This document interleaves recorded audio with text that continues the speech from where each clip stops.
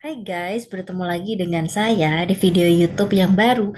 Di video ini akan dijelaskan mengenai ketika kita mengerjakan suatu data statistik, hal yang membantu kita dalam mengerjakan hal tersebut adalah dengan adanya tabel dan grafis.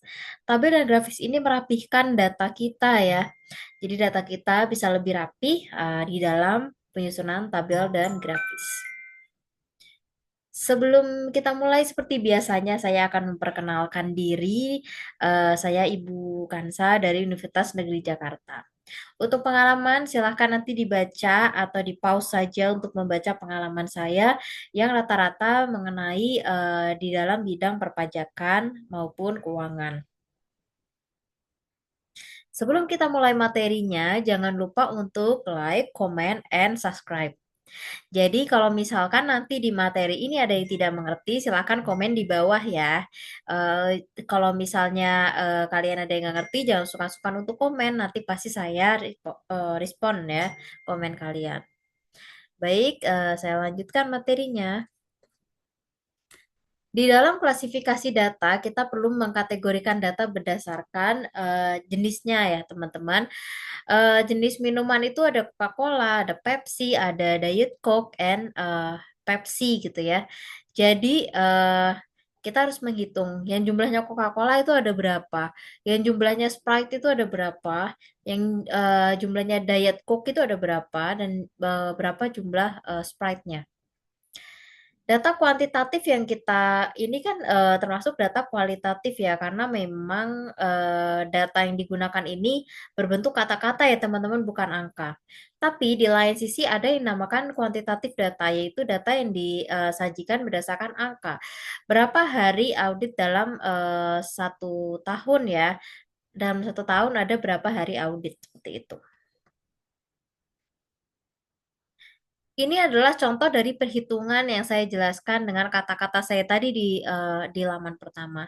Bahwa dari 35 sampel minuman bersoda, saya kelompokkan kembali nih. Mana yang termasuk Coca-Cola, mana yang termasuk Diet Coke, mana yang termasuk Pepsi, dan termasuk Sprite.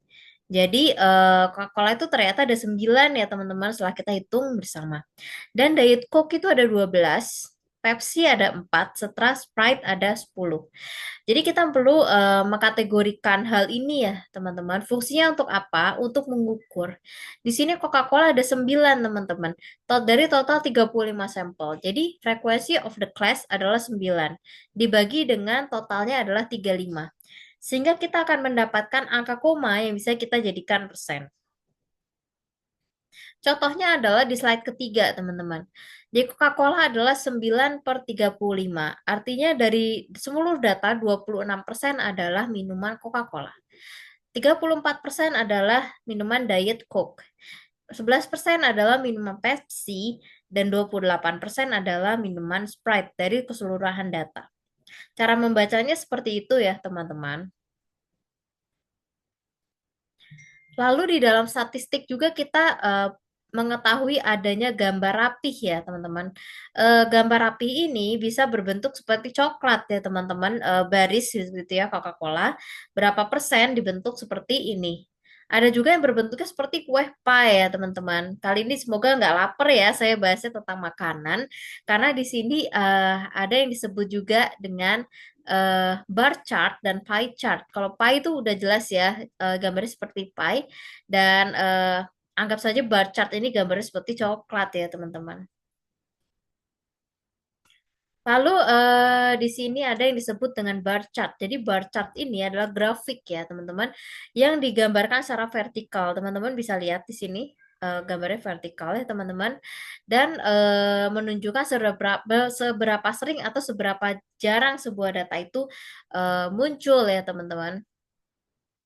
Dan memang biasanya terpisah antar jenis ya, seperti dilihat di slide sebelumnya. Coca-Cola dan Diet Coke ini cukup terpisah jaraknya ya teman-teman, untuk memperlihatkan data yang valid dan akurat. Kalau pie chart di sini berbentuknya lingkaran ya teman-teman, seperti kue pie. Menggambarkan variabel masing-masing terpisah masih sama ya, seperti bar chart gitu. Dan data kuantitatif ya teman-teman, ini terkait dengan hari audit ya. Jelas-jelas bentuknya angka seperti ini ya, teman-teman. Jadi di sini ada beberapa step untuk menentukannya. Yang pertama tentukan jumlah range. Misalnya untuk menentukannya gimana gitu ya teman-teman. Dari angka yang paling terbesar dikurangin angka paling terkecil ya teman-teman. Di sini ada 33 angka terbesar dan 12 angka terkecil. Lalu kita mengkategorikan di sini ada 5 kategori ya teman-teman. Kita tahu dari mana 5? Lihat tabelnya teman-teman. 12, 15, 20, 22, dan 14. Jadi dari data terbesar dikurangin data terkecil dibagi dengan 5 ya. Jadi ratio adalah 4,2. Jadi kita mulai saja ya teman-teman dari 10 ke 14 itu ratio 4 ya. Dari 15 ke 19 juga ratio 4. Terus menerus seperti itu sampai kita menemukan angka 10 sampai 14, 15 sampai 19, 20 sampai 24, 25 sampai 29, dan 30 sampai 34. Dan frekuensinya pun akan teman-teman temukan. Setelah frekuensi tersebut ditemukan, totalkan frekuensinya teman-teman. Jadi total frekuensinya adalah 20. Dari jumlah frekuensi tersebut nantinya akan dibagi nih teman-teman. Jadi dari 10 per 14 itu kan ada 4. Ya, angka dari 10 sampai 14.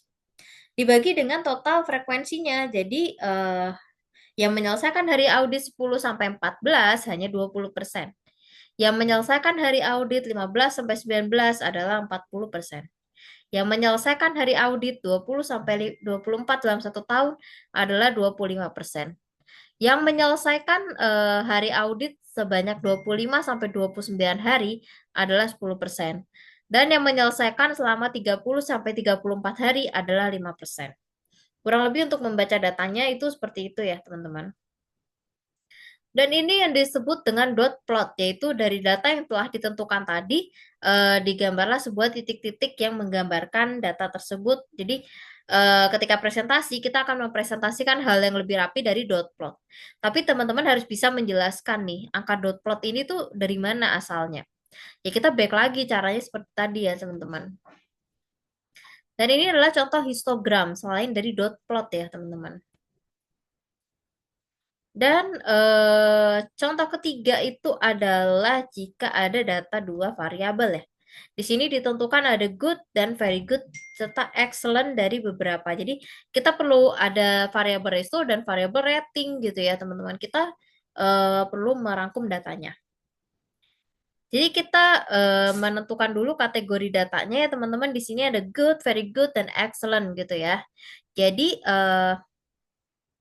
dari harga daging tertinggi gitu ya teman-teman dikurang harga daging terendah 38.000 dikurang 11.000 ya ceritanya gitu teman-teman, tapi angka kosong-kosongnya kita hilangin dulu, dibagi dengan ratingnya yaitu 3. Jadi kita menemukan range yaitu 9. Jadi kita perlu dari 10.000 ke 19.000 itu kan range-nya 9 ya. 20.000 sampai 29.000 range-nya 9. 30 sampai 39.000 range-nya 9. Yang harganya 10.000 sampai 19.000 di rating yang good ada berapa sih? Yang harganya 10.000 sampai 19.000 di rating very good berapa? Yang harganya 10.000 sampai 19.000 di harganya excellent berapa? Jadi cara melihatnya seperti itu ya teman-teman. Dari data yang ada, kita frekuensikan teman-teman. Jadi kan kita sudah mentotalkan nih 10 gitu ya teman-teman ceritanya. 4 tambah 4 tambah 2 10 ya teman-teman. Jadi dari tadi frekuensinya ada berapa? Harga daging dan frekuensinya. Kita berdasarkan rating dulu ya, berdasarkan good dulu. Di good ini harganya ada 4 ya, 4 dibagi 10. Berarti dengan rating good ini ada 40%. Kalau harga daging juga cara mentotalkannya seperti itu ya teman-teman. Bedanya kalau dari rating kita menotalkannya ke samping 2 tambah 2 gitu. Kalau dari harga kita menotalkannya ke bawah 2 tambah 2 juga sama 4. Jadi nanti teman-teman akan memperoleh angka yang ini di slide ini ya teman-teman. Dan ini trend line perlu digambarkan di dalam bentuk seperti ini.